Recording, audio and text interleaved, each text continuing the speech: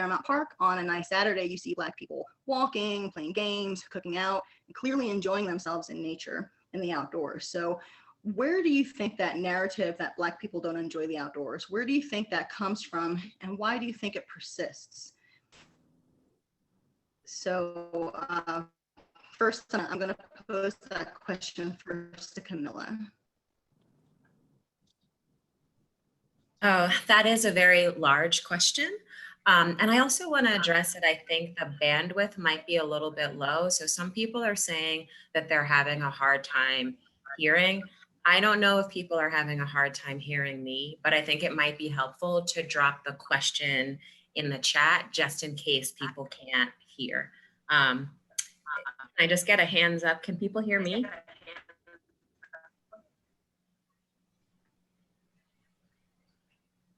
Okay, excellent. So I think the question was, where does the misconception come from that shows, or that people tend to think that Black people don't go outside or that they don't go out in nature? And I think that that is a very complex one, and it's hard for me to answer simply. I think it has to do a lot with media and a lot with representation. So up until recently, there hasn't been, or most of the images that you see and that I saw growing up were not of people of color. They were not of Black people out in the outdoors enjoying typical recreation activities. Like when you think about an REI catalog or Patagonia or any of these other iconic images that we've come to sort of accept, I would say up until maybe, I'm going to give it 10 years, but I feel like in the last 5 years or so, you really didn't see those images. And I think as we talk throughout this panel this evening, we'll hear a lot of the historical perspective and different perspectives from folks on the panel about why these things have happened historically. Some of that has to do with entrenched racism and also policies that existed previously and still exist now. But I think I'll stop talking and I'll let some other people jump in and share their perspective. I can jump in. Camila, I fully agree with what you're saying. These issues are well established and entrenched, and it's kind of mind-boggling to hear people, hear white people talk about how they didn't know that Black people weren't in spaces, and how overall there's some sort of surprise that we do these things. And the fact is, we've always done these things. It's been erased. Part of it is the erasure of people of color, of any color, being in those REI catalogs, being represented in the outdoor industry. But it's also a matter of what the larger population, those people who are making the decision, see as outdoor activities. Because I can tell you that a lot of the people that I know feel like going out to the fishing hole is an outdoor activity. And that is how they commune in nature. And when you're living here in Philadelphia, people are always outside on the weekends. They're in Fairmount Park, they're barbecuing, they're doing the things that make them feel connected. It's hard to see that when the push is for people to go to the national parks, which is very difficult to do. National parks are far away for a reason, because that's where the grandeur is. But it's a larger part of that is the policies in and around the national parks to keep it segregated, to make sure that Black people and Native American people were not welcome there. And so, then when the National Parks does its survey a few years ago and finds that like 3% of their visitors were Black, and maybe less than 2%, and it may have been 3% were Latinx. Then, so now you've got that answer, but now what is the national park actually doing to combat it, to fight against it, to welcome people in? So I think that's part of what's going on here. And I'm gonna go. Yeah, so I'm going to chime in on what Robin mentioned, specifically with the national parks. So it's been my personal experience that I think many people in the African American community specifically kind of may practice a form of like self-imposed segregation. And this comes from like a history of, the actual segregation happening, and African Americans having negative experiences sometimes in national parks, whether it's with other people that are hiking or some of the rangers and what have you. And so when people feel very uncomfortable in situations, they tend 9 times out of 10 to not want to continue to feel uncomfortable in those situations.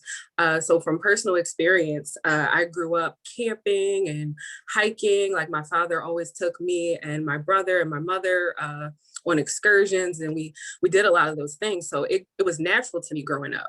But as an adult now, when I talk with other members of my community or my peers, I kind of get this sentiment, and this is where the question comes from, is like, well, why do you want to go there? And it's, I think it's up to us as a community to keep exposing each other to the beauty of that and the beauty of nature. And I think that could help remedy this situation.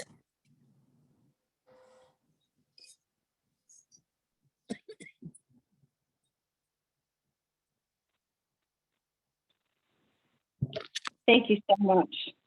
I just want to check, is anybody having a hard time hearing me? Everything sounds okay now? Okay, I apologize for that. Thank you. I think you brought up a lot of really great points. So I want to direct a question specifically to Camila. Camila, because as the director of Frick Environmental Center, you've been involved in curating and putting together the Slavery to Freedom Garden at the Frick Environmental Center. And it honors African American knowledge and use of native flora, showcasing the plants that African Americans used for food and medicine during the transatlantic slave trade and after emancipation. So can you tell us more about what you learned through your involvement in that project, about the relationship that Black people had to the land and to plants specifically? So first of all, I dropped the link in the chat there for the From Slavery to Freedom Garden. So if you don't know about it, or if you'd like to know more, please check out that link and you'll be able to learn a little bit more about the site and the history of the space. What did I learn about the connection of Black people to nature? I think my experience with the garden really was a very personal experience. And so it really challenged me to think more about my own connection and more about what I knew and what I didn't know about my own ancestors' history, and how my knowledge had been fractured, and maybe how my daughter's knowledge has been fractured. And so I learned a lot. I observed a lot. I observed students coming through the space and asking questions, and sort of me learning that, I went into the garden thinking about, oh, hey, Alani, sorry, I see your message in there. I went into the garden and trying to help to curate the space and also to create the curriculum behind the garden, really thinking about, my environmental background. I studied horticulture, I'm a permaculturist. So I was really excited to say, like, okay, here are all the things we're going to learn about native plant species and about pollinators and this and that. And really what I learned is that the most important thing that I could be teaching and sharing with the students was to actually listen to them, listen to their perspective, and listen to their emotional connection or their emotional disconnection from what was happening.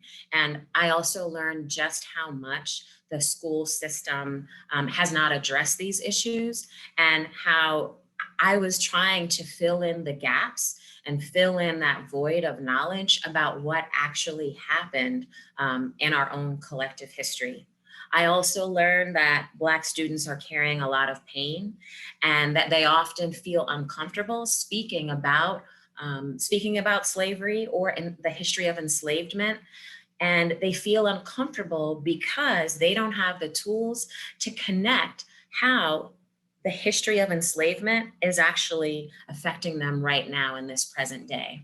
And as we know, or maybe we don't know, 80% of the educators, and that would be formal and non-formal educators in the United States, are white educators. But that is not the case for the students that are coming through these classrooms. And so I also learned that white educators were really, really struggling to try to connect with their Black students and with these Black students, trying to connect this history, because it was hard for them to talk about it, hard for them to confront the things that they didn't know, or all of the emotional pieces that are behind that. So those are some really very big things that I learned.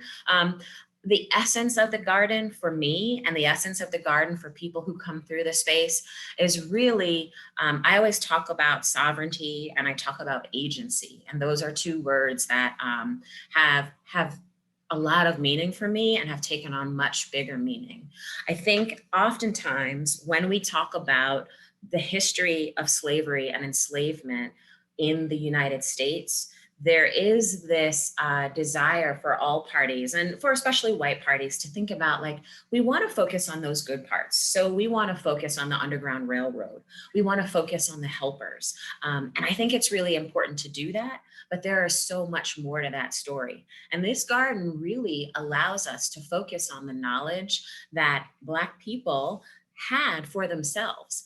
So this is the story of what Black people were able to do for themselves. How were they able to take the knowledge that they had about the land and find their own forage for food, forage for medicines, forage for clothing and shelter. All of these things came from the outdoors and come from the outdoors. And we know that as educators and people who are outside, but I think we miss this piece. And this has been missed for our children too, that that's part of the Black identity. We could not be here, we would not be here if we did not have that agency and that knowledge of, one, how to shape the land so that we could build the United States through agriculture, and also how did we take that knowledge of surviving and foraging and use that to create our own pathways for freedom. So that is some of what I learned.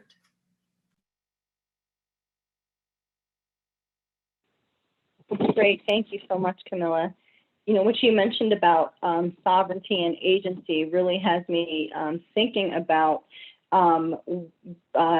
something that's been in the news recently, I think surrounding Black farmers and a loan program that was directed to Black farmers, or loan forgiveness program that was directed to Black farmers that's currently being held up in the courts right now. And so if it's okay, I'm going to skip around on our list of questions a little bit and direct this next question to Pamia and Latiaynna.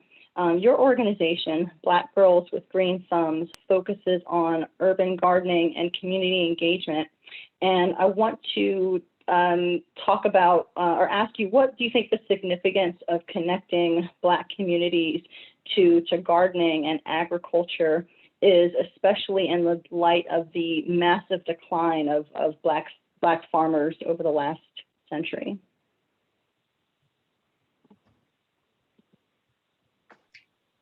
So for me, the important... Go ahead, Ella. Sorry. So I'm sorry, I'm a little late. I don't know if there were introductions, but I'm Latiaynna. I am the other co-founder of Black Girls with Green Thumbs. Hello, everyone.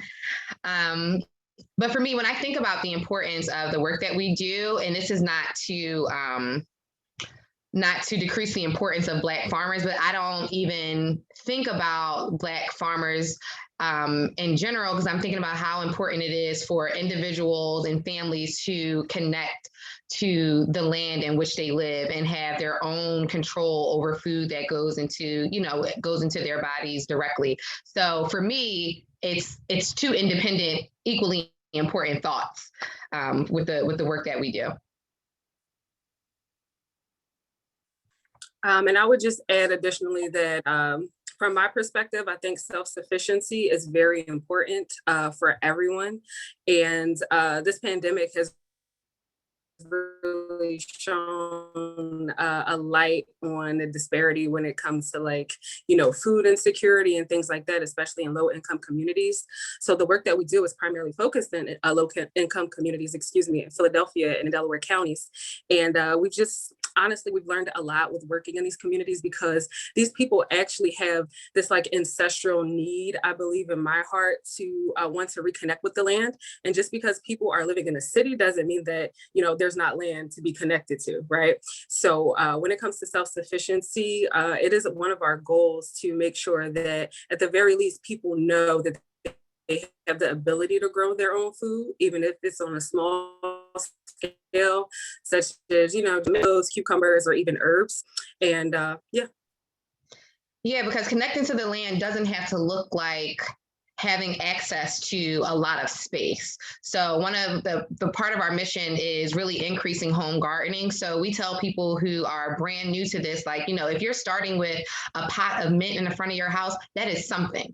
That is you literally connecting to nature, and that's one thing that you're not buying from who knows where. You might be getting from the market, but who knows where that's coming from. But right now you have control over that one thing that you planted. And I'm sure everybody on this call, if you've done any sort of gardening, like once you do it and you enjoy it, it's going to continue to grow and you're going to make a way. So we really use a lot of our programming as an entry point for people to take control over their health in ways in which they can.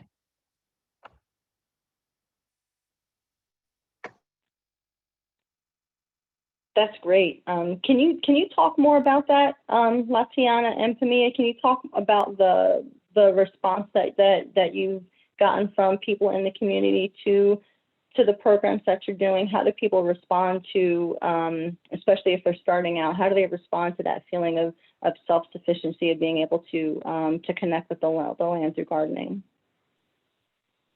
I think a lot of times people are really happy to connect with folks that look like them. And I don't think it's like a race issue, more it's like a cultural issue. So a lot of times when different organizations may come into communities that are predominantly African-American, they sometimes kind of have a vibe of like, oh, we're gonna go there or we're gonna help these people or save these people or what have you. And that can be kind of off-putting to people in that community. So what we found is that when we do our workshops, whether they're in person or online, we get a very positive, we get very positive feedback. And that's because Latiaynna and I, we are African-American. We live in these communities that we're also serving. So Yes, we really pride on ourselves on serving the communities in which we live. So I'm from Philadelphia, but I live in Delaware County. So at least like half of our programs are in Delaware County, and then like the other half of our programs are in Philadelphia and in the West Oak Lane neighborhood. But that's really something that we're really proud of, that we're able to serve the communities that we know about. And being able to, as Pamia said, to work with people who look like us and to teach people who look like us, it really feels good for them when they walk in a room like, oh, I know you. So like all of our stuff is culturally competent. So it's like, we know if we're thinking, so some of the work that we have done, particularly over the pandemic, has been moving our programming online. And we did plant-based cooking workshops online through our program called Green Thumbs at Home. And when we were thinking about, what type of recipes we're planning, it's like, well, what do we eat? And then, okay, so what do our people eat? Well, how can we make it a little bit more plant-based? We don't need to introduce something that's very foreign to encourage people to make healthy choices. Let's think about where people are and then start there.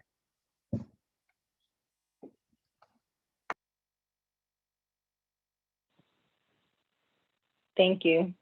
I'm gonna shift gears for a bit and talk about sort of the things that we've traditionally that is traditionally associated with outdoor activities, hiking, camping, things like that, and it's specifically camping and hiking. And I want to direct this next question to Robin. Robin, you volunteer to lead hikes for Outdoor Afro, and you've spent years leading groups of Black people on outdoor excursions. And I want to ask why you think it's important to have the kinds of trips that Outdoor Afro organizes where Black people specifically are gathering together in nature. Thank you for that question. I have been a member, leader for Outdoor Afro for the past 3 years. But I also want to keep in mind that Outdoor Afro is not the only organization that is doing this work. All of us are so necessary.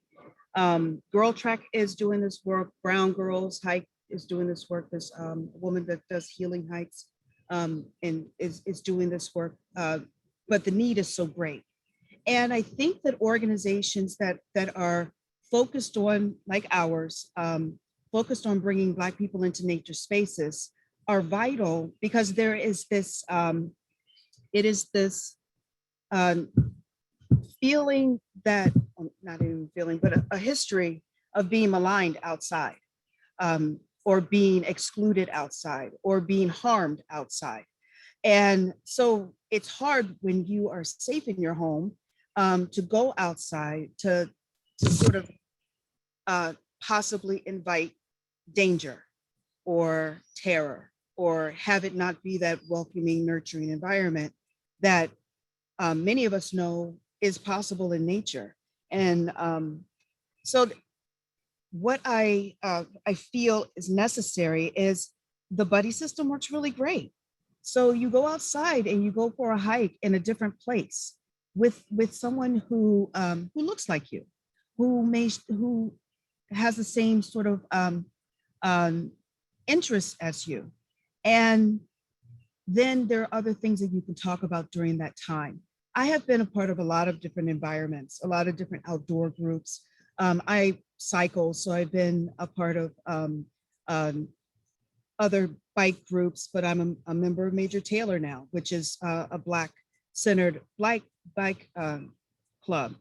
And what I found is that there are things that are important to me that I don't get when I'm the only Black person who showed up. When I am a part of the only person of color who's hiking that day. I don't know about other people, but I get a lot of questions.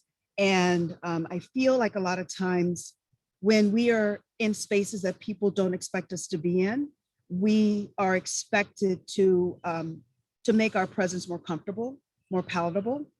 And that's not our place. Our place is to be outside. Our place is to take up space in nature.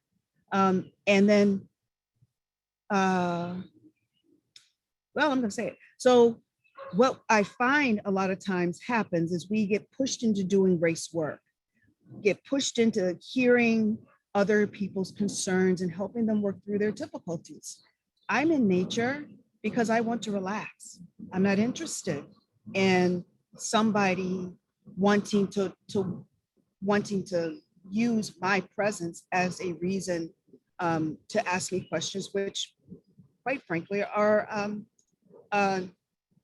unacceptable when we're in a shared space. So having organizations like Outdoor Afro, like Girl Trek, Black People Camp, all of those organizations help us to feel comfortable doing that next great thing. I like to bring people into nature spaces by hiking. I like to hike the Orange Trail. I'm frequently there with Outdoor Afro. But a lot of times what I get are people don't know that it's even there. And because it might be a challenging walk, they don't want to even try because they don't want to have to ask someone else for help. We're there to help each other through it. Going camping, there are no camping places close to Philadelphia. I mean, I think the closest one close to Philadelphia might be French Creek. You don't know anybody there. So going with a group of people, it allows you to feel more relaxed and more comfortable and know that someone has your back. I think a lot of times we don't want to be in a position where we need other people's help and possibly have the opportunity for them to say no. When we go out together, we know that we're going to stay together. I think that's very valuable, and it helps us to explore deeper into other nature spaces, other nature activities.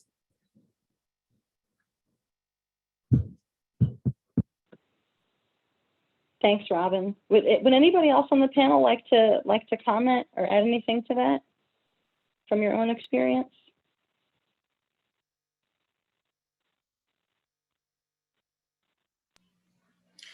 I would just say for the educators in the room, for those of you who are involved in environmental education from that aspect in the industry, if you look at NAAA best practices for doing outreach and, what is actually going to work and what's backed up by research, it is backed up by research that people feel comfortable when they are around people that have shared common experiences and shared background. And so when we think about our messaging and we think about things like, trying to teach about climate change and trying to teach about these really heavy issues, one of the ways that we as educators, environmental educators that are in that formal field need to be challenging ourselves is, how are we either inviting people in, or how are we sort of not inviting people in by the way that we frame things, and also by like not understanding the history. So yeah.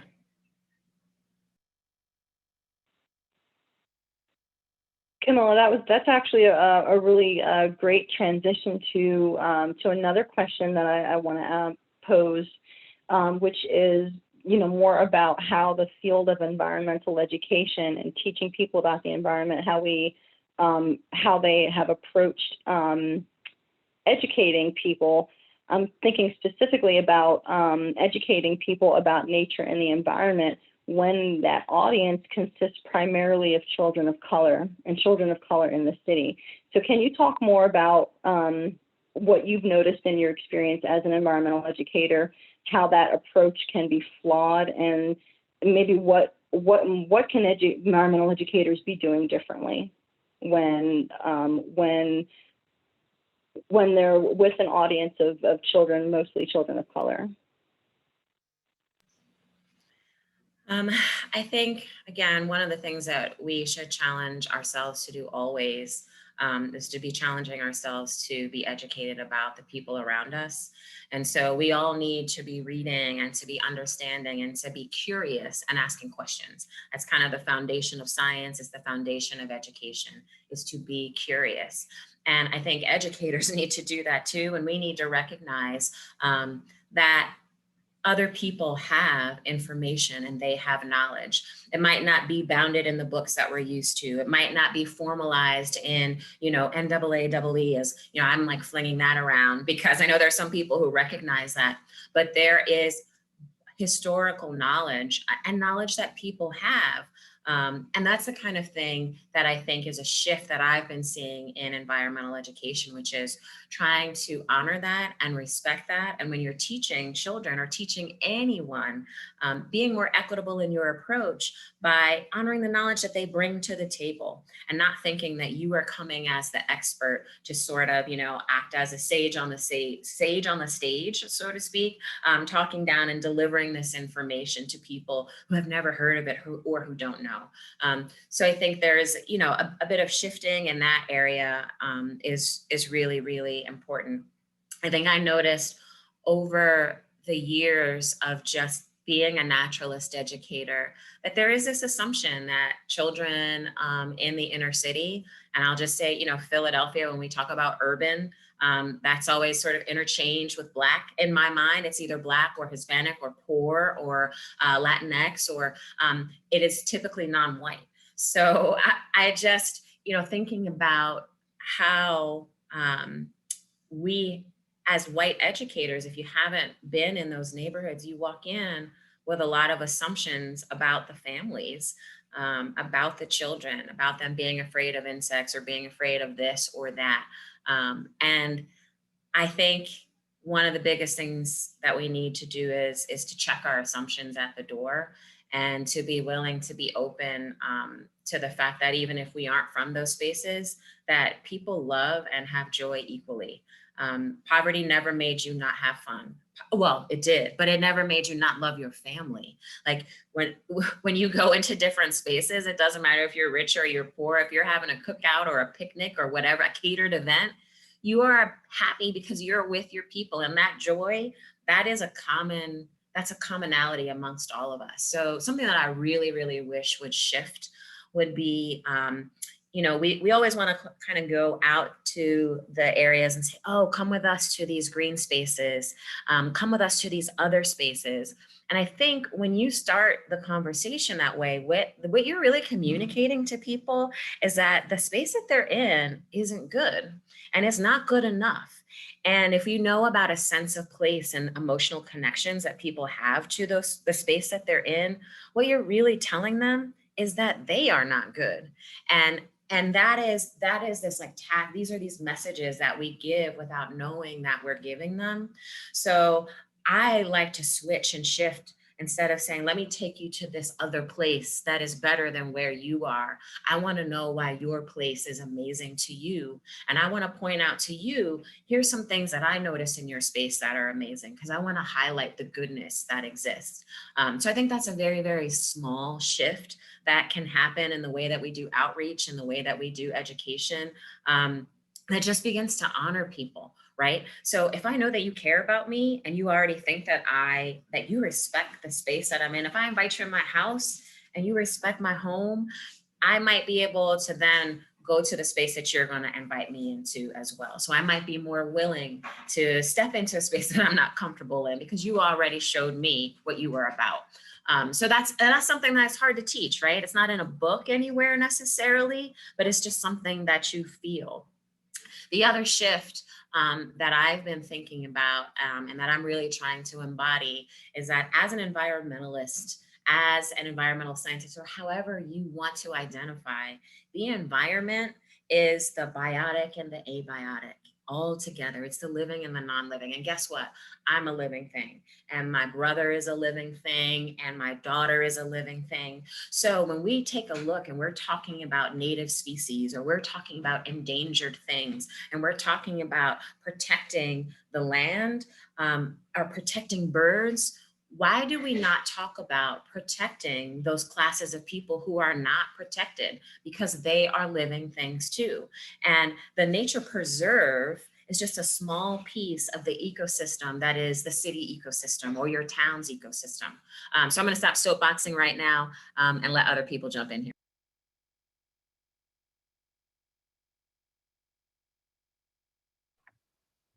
I think that is, and you touched on it a little bit, but I think it's really important when we're teaching people to not, especially like to not show surprise at the knowledge that they may not know. So Camila had mentioned that, everybody has knowledge, which is true, but we are sharing new information, but we don't need to behave as if that they should have already known this information. Like if it's new information and there is excitement or joy and wonder, and even if we're teaching the same lesson over and over again, we need to share that wonder and joy with whomever we're speaking with every time, because this new information is new to them, and it can be exciting, or it can be mind blowing. So it's very important for us to, when we're doing, like, being in the process, be in that moment and be on a learning journey with other people.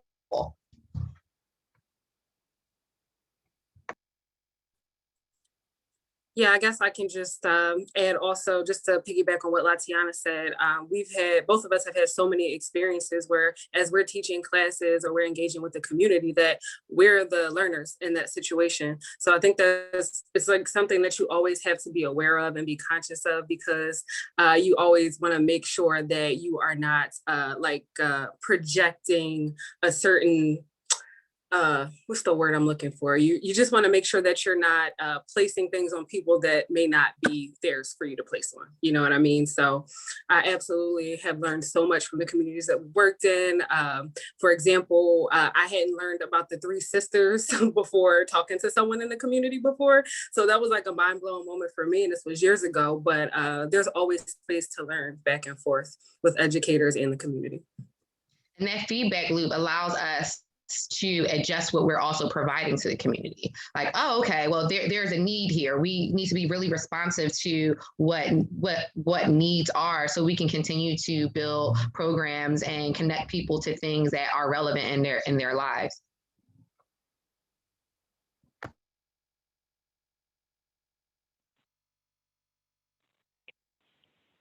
Pamia, I love that you mentioned the Three Sisters, because just the other day I was watching the video that you have on your website about the Three Sisters, and I learned something new, because I knew what the Three Sisters were, but I didn't realize why they were called the Three Sisters, because they kind of complement each other in the garden. So that was really cool. So I appreciate everybody's responses there. And I wanted to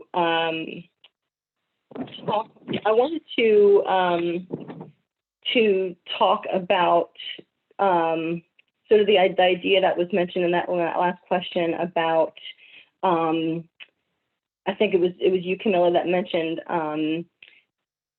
not like valuing the spaces that people are from, valuing the places that they love, rather than saying that they have to go someplace else to experience nature.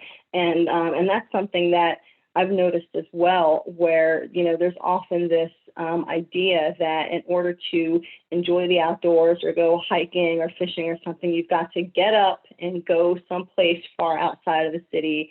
You've got to go to someplace that's outside of your neighborhood to really be in nature, when in reality, nature is, it can be the neighborhood park. It can be the couple patches of grass, at the end of your block.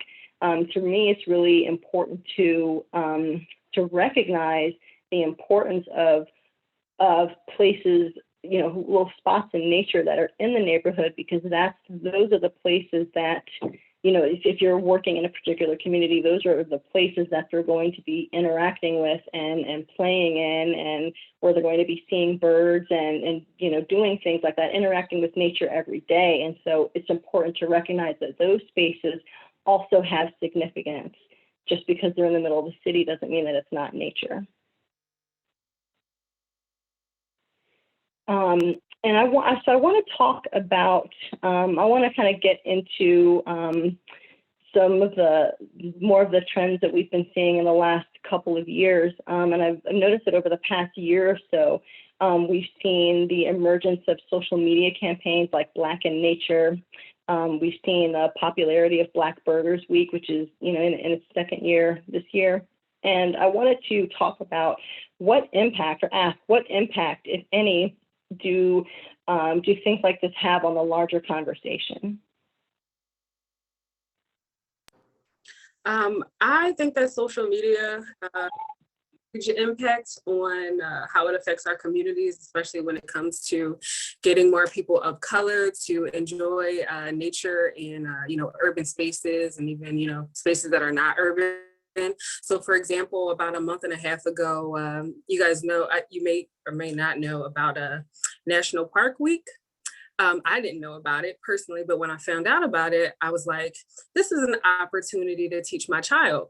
So what I ended up doing was I took my son, we did a road trip. We drove to Virginia, and we started out in Shenandoah National Park, and we drove all the way back up to Philadelphia, visiting various national and state parks. And it was just me, him, and our dog, and we had an amazing time. But my son, being 10 years old and, being a Philadelphian his whole life, he hasn't experienced a whole lot of nature. And so we ended up camping. We did a lot of trails. We saw a lot of monuments. And when we shared our story on our Instagram account, so many people were just like, oh my gosh, I can't believe just you two guys went. And I felt like it opened up a window for a lot of people who never thought about doing something like that, or were scared, or felt like it was a dangerous thing to do. We had a very positive experience with everyone we encountered. We saw a lot of other people of color enjoying National Park Week as well. So it was just a very positive experience overall. And like you said, I think if it wasn't for social media, we wouldn't have been able to share that experience. And I wouldn't even have known about it if I didn't see the hashtag. And honestly, that's where Black Girls with Green Thumbs. I think it's really important to come to this work because it's just so easy. Go ahead, La.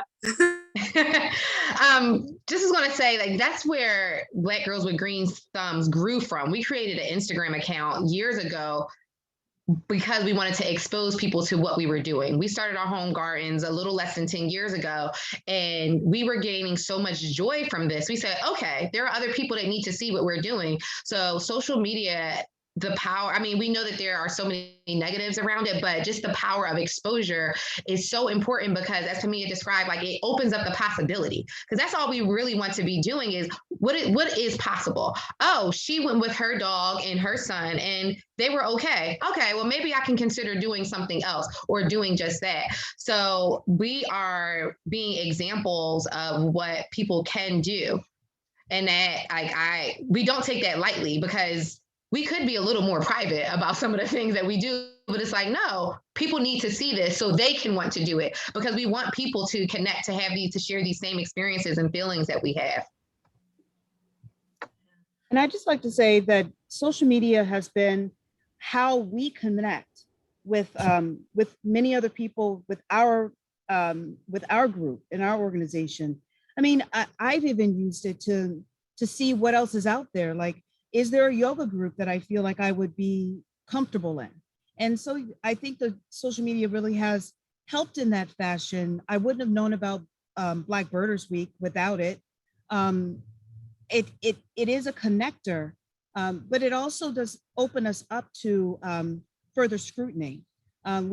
Sometimes we get a lot of hate. Sometimes we get a lot of hate. But that's something that's going to be out there anyway. It really does.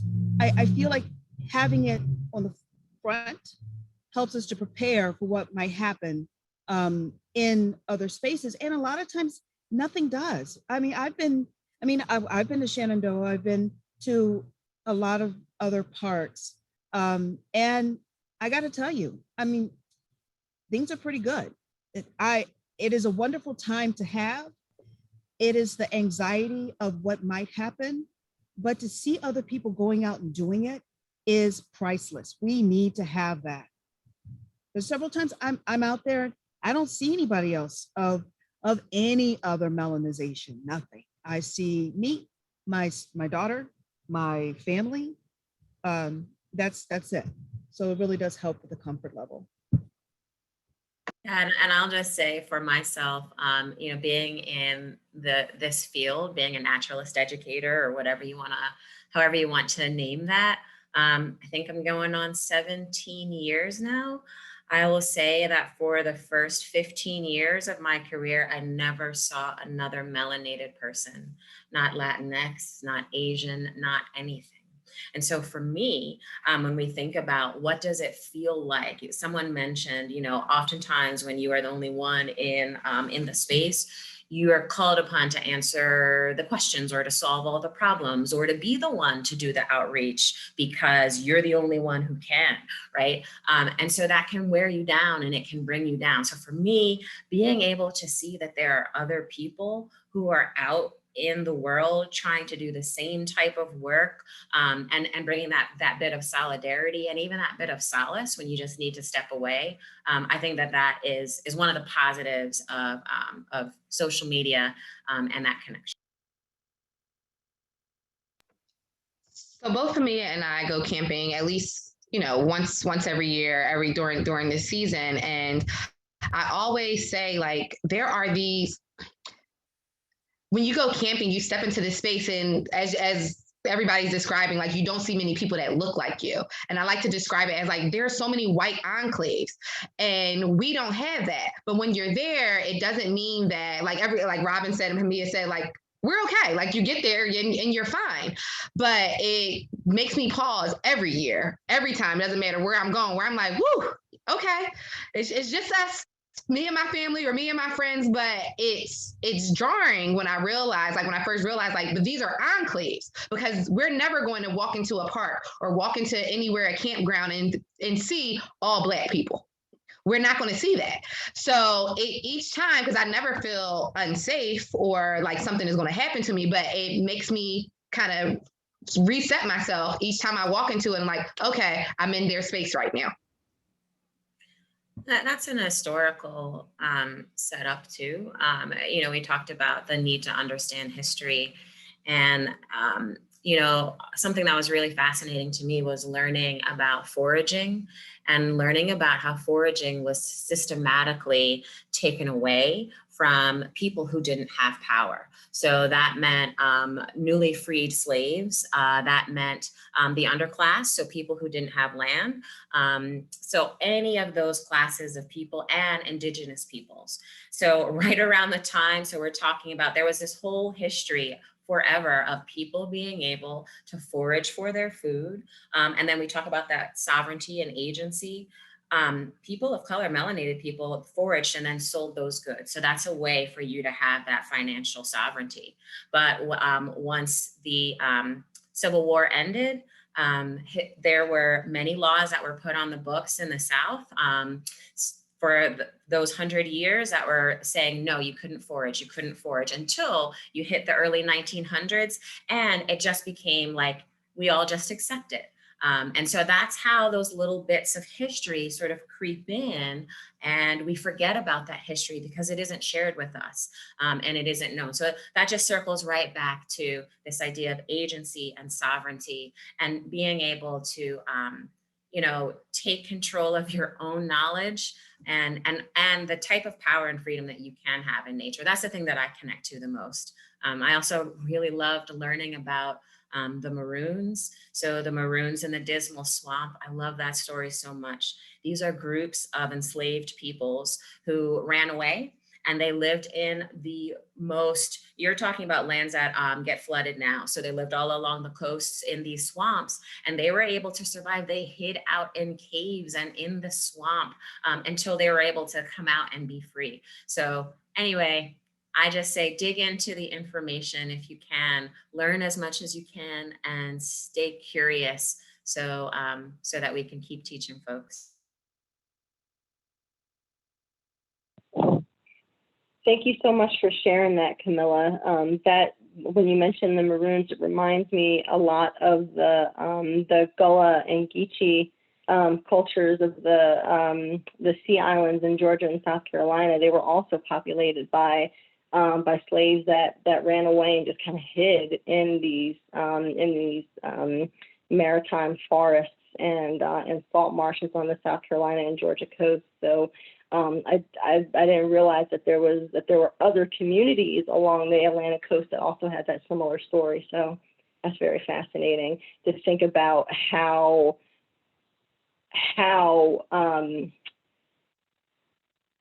just what they went through to kind of survive, in a wetland, in a swamp, which, I think that would be a lot more challenging in a lot of ways than on dry land. So really fascinating part of our history.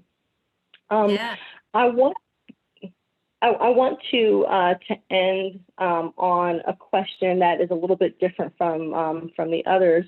So a lot of some important news happened today. The president signed into law a law that makes Juneteenth a national holiday. So Juneteenth is coming up this Saturday, and so I wanted to ask, what are your thoughts? This is for all of my panel guests. What are your thoughts on this development on Juneteenth finally being recognized as a national holiday, and how do you plan to commemorate the day this year? And I'm going to start with, let's start with Latiaynna. I wanted you to end with us because you know how we're celebrating Juneteenth this year. So Black Girls with Green Thumbs is hosting our inaugural They Didn't Know We Were Seeds family wellness retreat. So we are inviting mothers and children from the Philadelphia area to the Schuylkill Center for Environmental Education for a day of wellness activities in the forests, in the woods. So we're going to have yoga, we're going to have trap yoga. And we keep emphasizing that it's trap yoga because we're telling you all like that what we're doing is culturally competent. And some people might not feel like that yoga is for them. So we're doing trap yoga. We're going to have meditation. Families are going to paint together. Aaliyah is going to lead a nature hike for the children. So we're really excited to be leading our first family wellness retreat at the Schuylkill center. And but for years, I have been wanting to like celebrate Juneteenth in a way that was really impactful. So this is really meaningful to me that we are doing that this year together, and that this happens to be the year that it's also being named as a federal holiday. Yeah, so Latiaynna just explained our whole retreat. So again, I'll chime in. We're very, very excited about that. It's just kind of surreal that the first time we're doing this retreat on Juneteenth is getting established as a national holiday. It's amazing. But on a personal note, I'm hoping that this doesn't come off like pessimistic, but I feel like African Americans, at least in my community, we have celebrated Juneteenth in our own way for my whole life, as long as I can personally remember. So I don't feel like it being established as a national holiday changes any of that for us, because we've always like we're taking off work, we're cooking out, we're doing something. But I do believe that on a national scale, it does show that this is an important holiday. It has relevance for the country, whether you choose to celebrate it or not. But at the same time, I feel like, as an African American in this community, when it comes to the Biden administration, there's a lot of things we were asking for, and that wasn't specifically it, but it's a good start.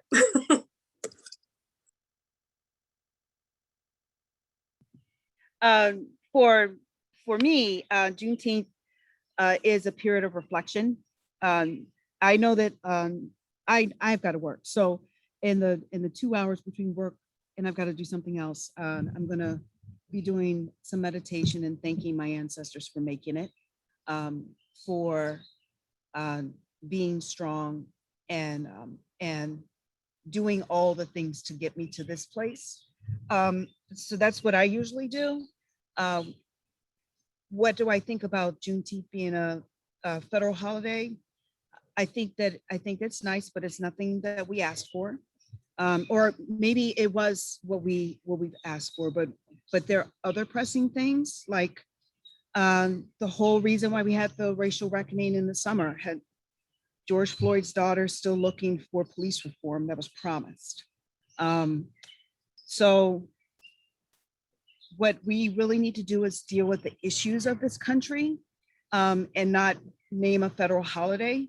Really work on fixing the problems of the structural racism that's in this country, acknowledging and atoning for the destruction.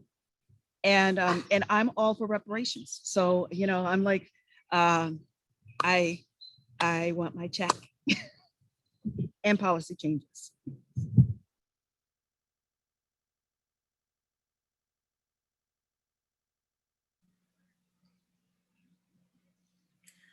Yeah, I think so for me, with Juneteenth. What will I be doing? Well, one, I am glad that we get a federal day off. I will never say no to a day off of work. So thank you, federal government, for another day off of work. Beautiful. I am proud of the Parks Conservancy, though. We pushed to have that day off. So we moved some things around within our own calendar to have that day off. And so it's nice to see that is federally recognized as well. I think, what will I be doing to celebrate? Well, I will be doing I did a lot of work for the Parks Conservancy to make sure that there were ways that people could celebrate. There will be a concert and a picnic that will be celebrating BIPOC artists at the Frick Environmental Center. And there's a lot of things that are happening. We're doing a Black market to highlight Black business owners, and that'll be happening the following weekend. So we've been using this month really to highlight and uplift Black narrative, Black voice, and the intersection of green space and Black culture. That's really what we've been focusing on, and just trying to shine a light on what other people have been doing within the city, because there's a strong history in Pittsburgh of many folks really uplifting and celebrating Juneteenth. So Parks Conservancy is just happy to be a part of it. I personally am going to be heading to Long Island to celebrate my brother's 40th birthday and to say Happy Father's Day to the folks in my family on Juneteenth. But I'll just be thinking about all of the great work and myself, really. So I know there are so much more. It can get very, very tiring to think about how long people have been fighting for what I would consider just basic civility, basic rights, basic reciprocity. And so I always try to find something that I can hang on to. And so as I think about all of the narrative that I hear right now about critical race theory, and people misunderstanding what critical race theory is, and trying to ban the teaching of our shared collective history, whether that be good or bad in the United States, I think it is so important that this holiday be recognized on a federal level, because our fight is not done. We will be fighting to just maintain our history for decades to come. So we need to hold on to this and try to find some joy. And that's what I'll be doing. Right, because what this does is it is an acknowledgement. It's an acknowledgement of our experience, and I'm very curious. Like, so we know what Juneteenth is. Like, we have an understanding, but a lot of people don't have an understanding of the historical significance of it. So one, I'm very curious on a less serious level, like what will Juneteenth celebration look like? We can think about all these national holidays and we get a feeling, we know how people celebrate Memorial Day. We know how people celebrate Labor Day, Independence Day, and Christmas and Martin. Like, we understand that. So I'm very curious in like what Juneteenth will shape into now that it is a federal holiday. But I also, in it being a federal holiday and acknowledging Juneteenth, are we going to be very honest about what it is? Because it wasn't just like, oh, this is the day that the slaves were free. Like, no, that wasn't what it is. Like, it's crazy how long it took for these particular group of people to learn that they were free. Like, that's what we need to be saying, and that's what we need to think about when we're thinking about Juneteenth. And that speaks to our history of injustice and systematic racism, and like it just speaks to literally our shared history in America about how Black people have been treated.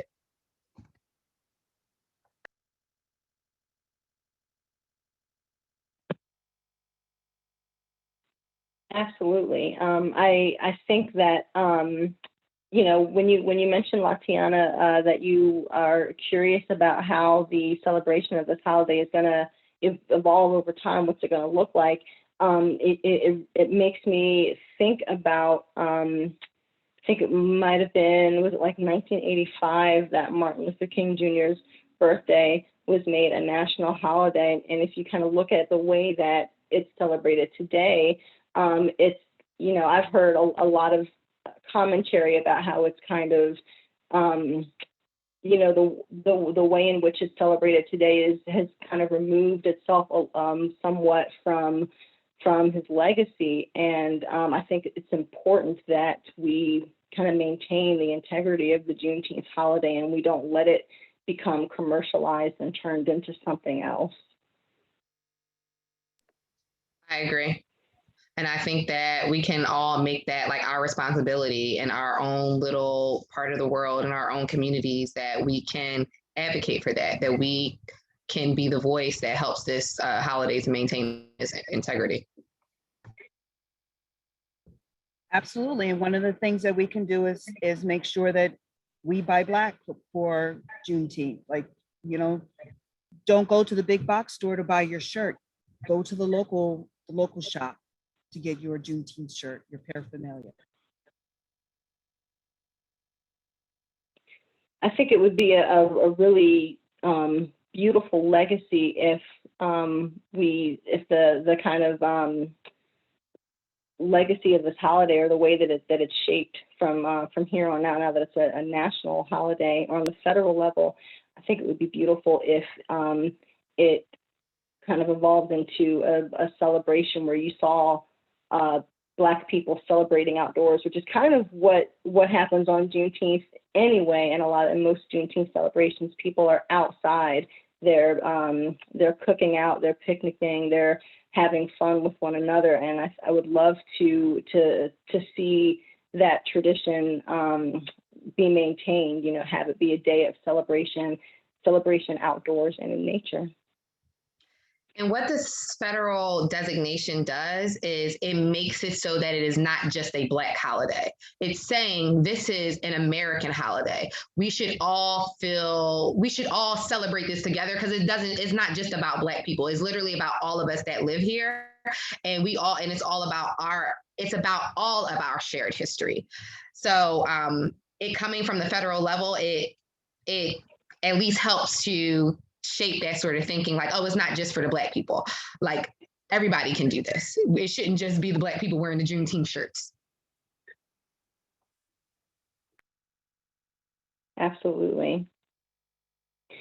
That brings me to the end of my list of prepared questions, but I want to invite anybody else, if you have another question or a comment, please add it to the chat, and we'll address it before we wrap completely up. But before we say goodbye to everybody, I want to thank all of our panelists tonight for joining us for a really robust discussion. Thank you to Latiaynna, Pamia, Robin, and Camila. I really appreciated everybody's perspective and your contribution to tonight's panel. Thank you so much. Look forward to seeing you, Latiaynna and Pamia, on Saturday. And I also, because this is the last Thursday Night Live of the spring, we're going to take a break, as I mentioned, this summer, and we're going to return with Thursday Night Live in September. I want to thank everybody who has come out over the course of the year through this pandemic, tuning into Thursday Night Live and supporting this program. I also want to thank my co-host Amanda Cohen, who's been with us every Thursday, letting people in from the waiting room, monitoring the chat, taking care of any technical issues. Thank you so much to Amanda for your work on Thursday Night Live. And again, thank you to everybody for joining us. And I hope that everybody has a wonderful summer, and especially a wonderful, joyous Juneteenth this Saturday. Go outdoors, make it special, make it fun, and be outdoors and be in nature. Thanks, everybody. Thank you. Thank you. Thanks so much. This is great.